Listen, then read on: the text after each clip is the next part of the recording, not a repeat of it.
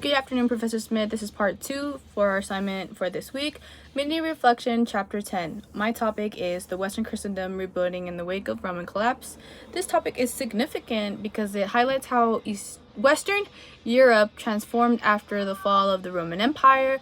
With the collapse of centralized Roman authority, the Christian Church stepped in, not just as a spiritual guide, but as a stabilizing force in society.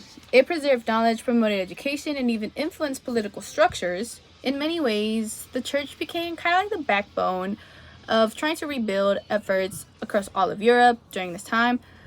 I learned about the role of monasteries. I had always thought of them as purely religious spaces, but they were actually centers of literacy, agriculture, and healthcare. Monks preserved classical texts, taught reading and writing, and helped maintain social order during a time of basically chaos and fragmentation. This shapes my thinking today by showing how institutions can adapt and lead during times of crisis, which is something that, is needed because in moments of despair and tragedy, people really don't know who to go to, where to go to, and having a space like this really brings comfort in a way. Anymore.